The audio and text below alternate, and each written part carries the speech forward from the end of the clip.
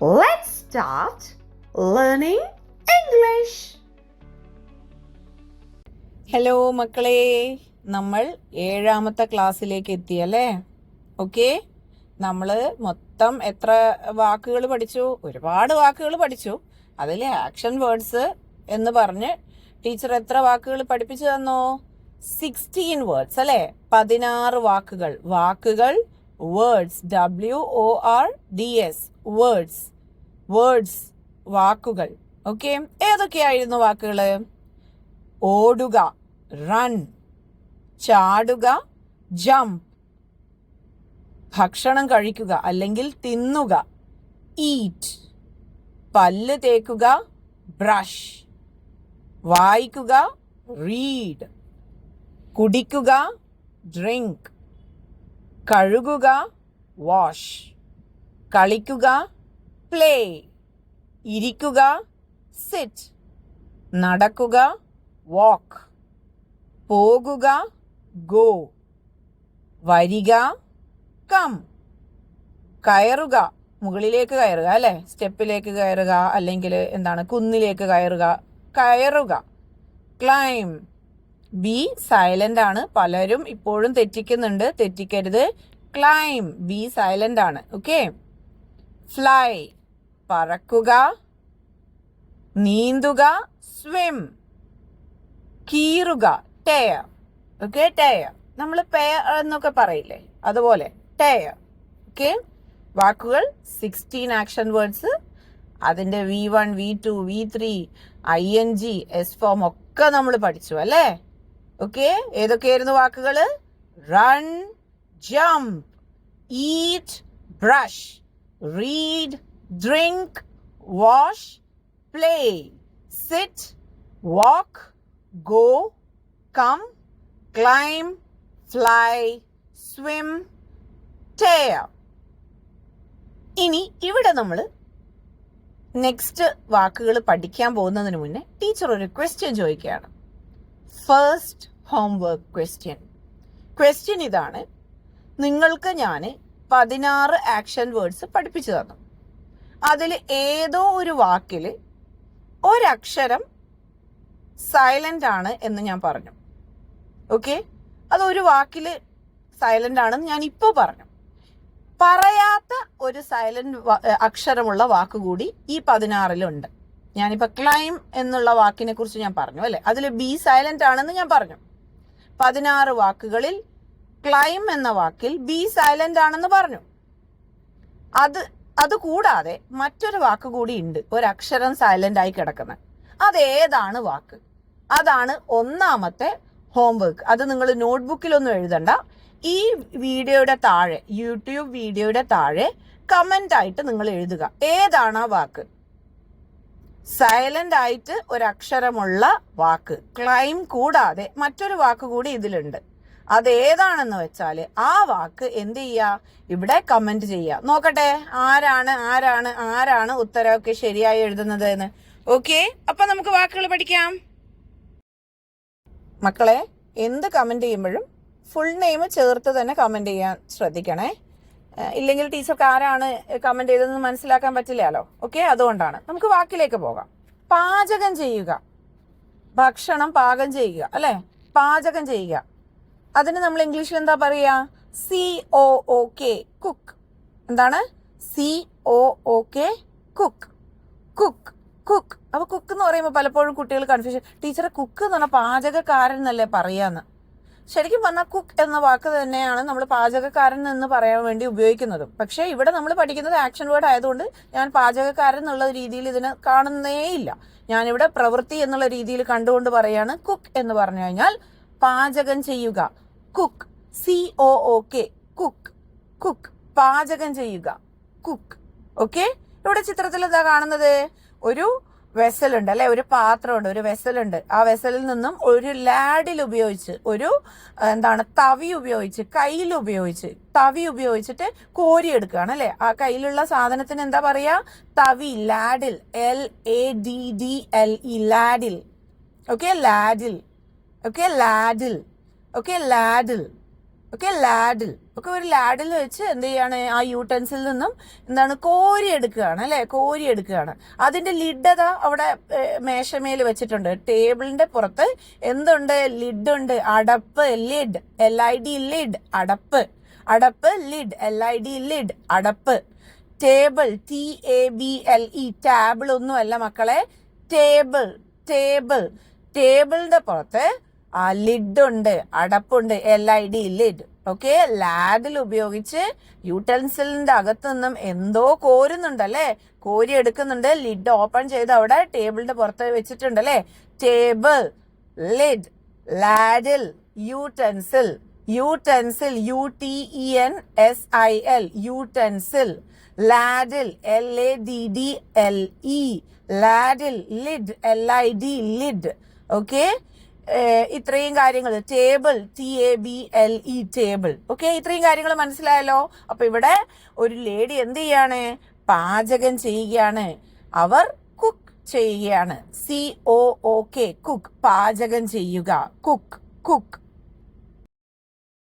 ഇനി പാചകം ചെയ്തു അല്ലെ, കുക്ക് ചെയ്ത് കഴിഞ്ഞു എന്ന് പറയണമെങ്കിൽ നമ്മൾ എന്ത് ചെയ്യണം, ഈ V1 ഫോം അല്ലെങ്കിൽ ബേസ് ഫോം ആയ കുക്ക്, COOKയുടെ കൂടെ ED എന്ന് ആഡ് ചെയ്യണം. Cooked, cooked. പൊന്നു മക്കളെ, ഞാൻ ആദ്യത്തെ ക്ലാസ് മുതൽ പറയുന്നുണ്ട്, ഈ ഡ് എന്ന് കൊണ്ടുപോയി ഇടരുത്. കുക്ക്ഡ് എന്നൊന്നും പറയില്ല. വാക്ക്ഡ്, കുക്ക്ഡ്, ക്ലൈംഡ് എന്നൊന്നും പറയില്ല. Cooked, walked, climbed. Okay, cooked. തുടക്കത്തിൽ നിങ്ങൾക്ക് ബുദ്ധിമുട്ടായി തോന്നും ഈ ഇട് എന്ന് മാറ്റാൻ. എന്നാലും എന്ത് ചെയ്യുക, ട്രൈ ചെയ്യുക, ട്രൈ ചെയ്യുക. എന്ത്, ഇറ്റ്സ് കുക്ക്ഡ്. V1 ഫോം അല്ലെങ്കിൽ base form cook, V2 form അല്ലെങ്കിൽ past form cooked, V3 form അല്ലെങ്കിൽ past participle form cooked. Cook, cooked, cooked, cook, cooked, cooked. പാചകം ചെയ്യുക, പാചകം ചെയ്തു, പാചകം ചെയ്യപ്പെട്ടു. Okay, cook, cooked, cooked. V1 അല്ലെങ്കിൽ ബേസ് ഫോം കുക്ക്, V2 അല്ലെങ്കിൽ പാസ്റ്റ് ഫോം കുക്ക്ഡ്, V3 അല്ലെങ്കിൽ past participle form cooked. Okay, ഇനി പാചകം ചെയ്യുന്നു എന്ന് പറയാം അല്ലെ. പാചകം ചെയ്യുന്നു, ചെയ്തുകൊണ്ടിരിക്കുന്നു. COOK, cook, COOKED, cooked, COOKING, cooking.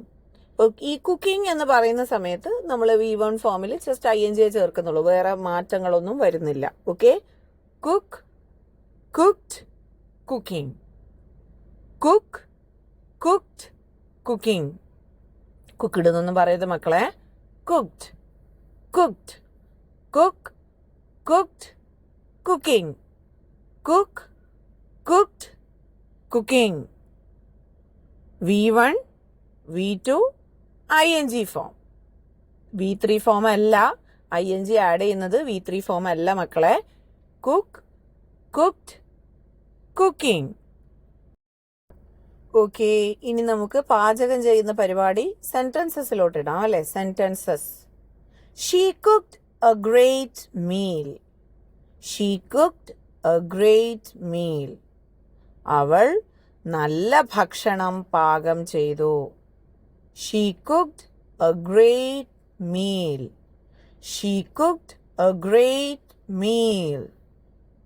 അടുത്തത്, I am cooking for my kid. ഞാൻ എൻ്റെ കുട്ടിക്ക് വേണ്ടി പാചകം ചെയ്യുന്നു. I am cooking. ഞാൻ പാചകം ചെയ്യുന്നു. I am cooking for my kid. ഞാൻ എൻ്റെ കുട്ടിക്ക് വേണ്ടി പാചകം ചെയ്യുന്നു. I am cooking for my kid. I am cooking for my kid. He cooks very well. He cooks very well. അവൻ വളരെ നന്നായി പാചകം ചെയ്യും. He cooks very well. ഇവിടെ he എന്നുള്ളത് തേർഡ് പേഴ്സൺ ആണ്. തേർഡ് പേഴ്സൺ സിംഗുലർ ആണ് അല്ലെ, ഒറ്റൊരാളാണ് he. അതുകൊണ്ട് കുക്ക് എന്നുള്ളതിന്റെ കൂട്ടത്തിൽ നമ്മൾ എസ് ആഡ് ചെയ്യുന്നു. കുക്കിൽ എസ് ആഡ് ചെയ്യുമ്പോൾ ഇ ഒന്നും വരുന്നില്ല, ജസ്റ്റ് എസ് ആഡ് ചെയ്യാം, എസ് ചേർത്ത് വെക്കാം, അത്രേ ഉള്ളൂ. COOKS, cooks. He cooks very well. He cooks very well. അവൻ വളരെ നന്നായി പാചകം ചെയ്യും. അവന്റെ കഴിവാണല്ലേ പറയുന്നത്. അതുകൊണ്ടാണ് ഈ രീതിയിൽ നമ്മൾ എഴുതുക. He cooks very well.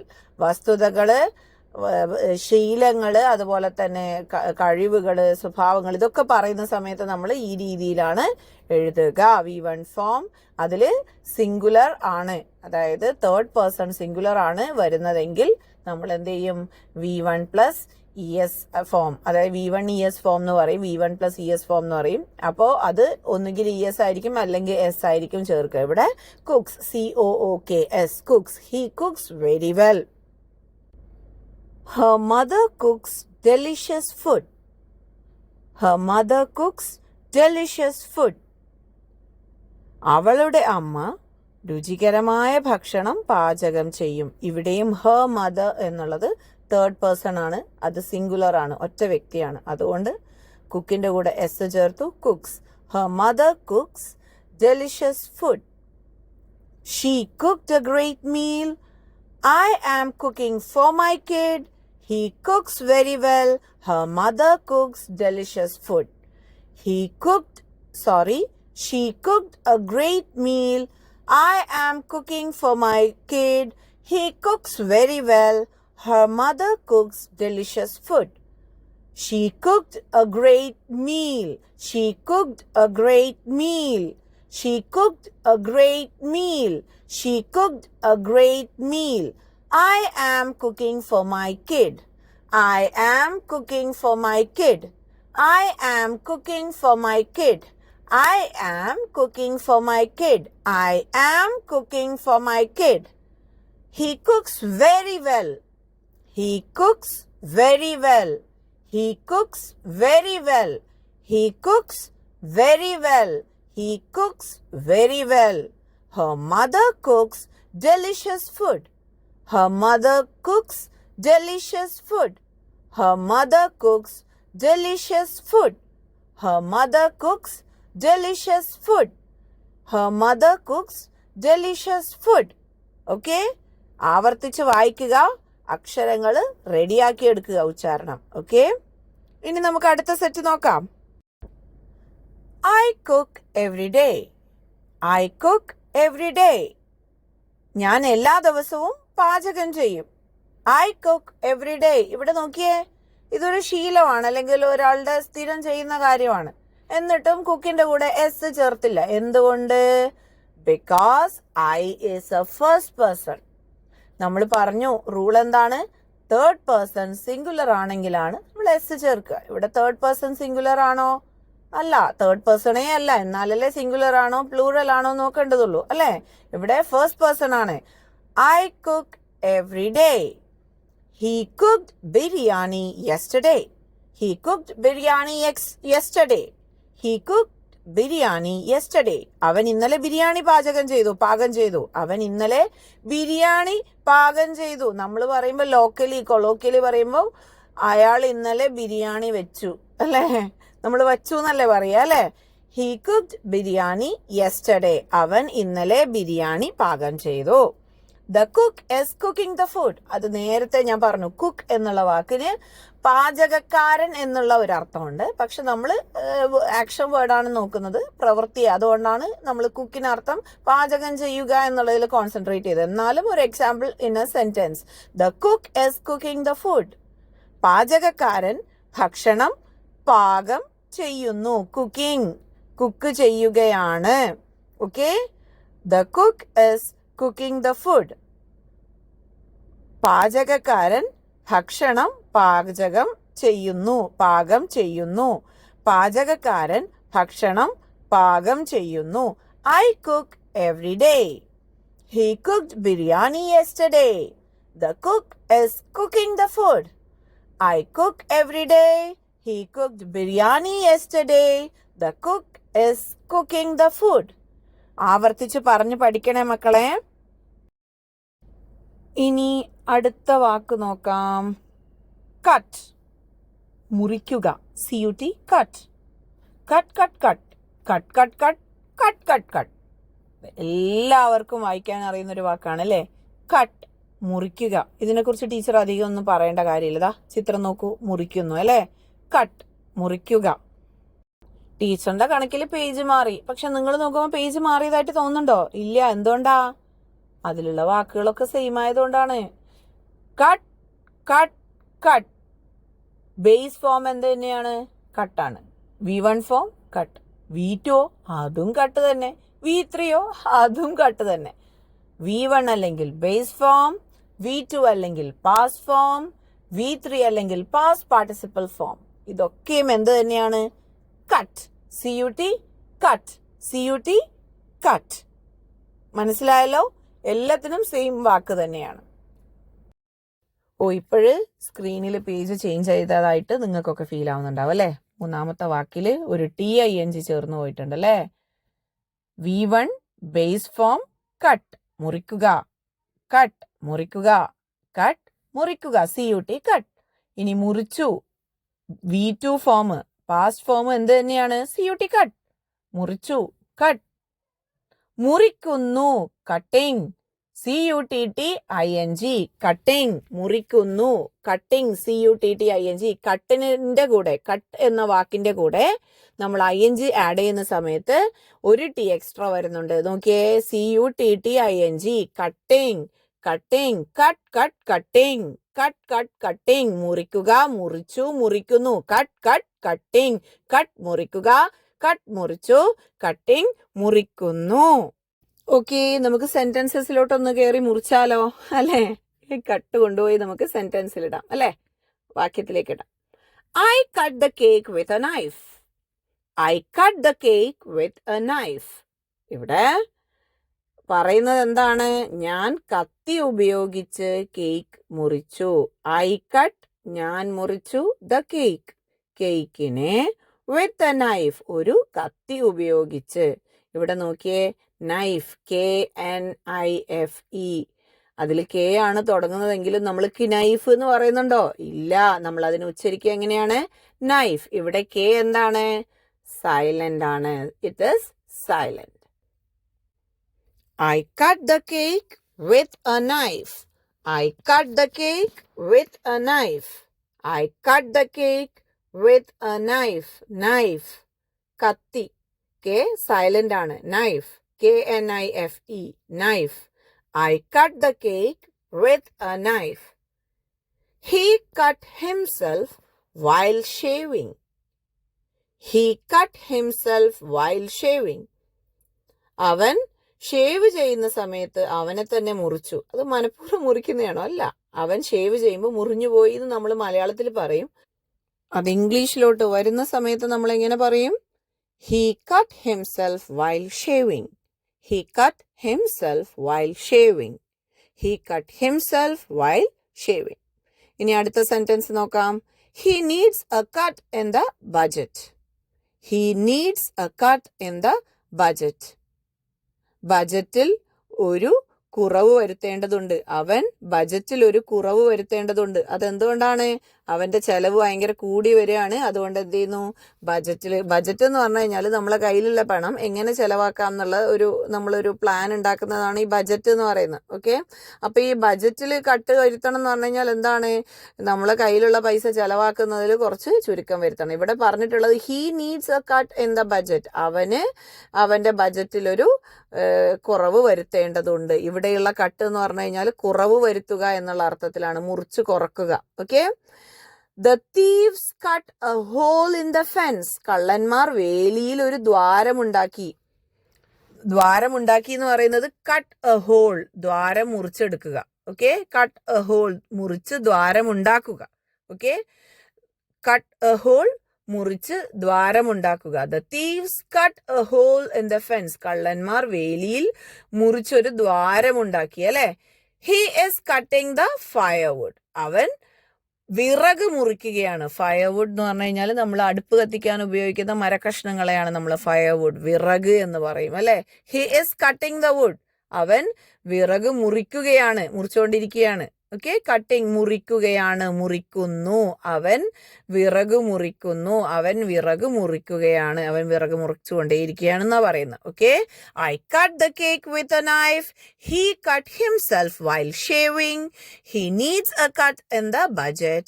The thieves cut a hole in the fence. He is cutting the firewood. I cut the cake with a knife. He cut himself while shaving.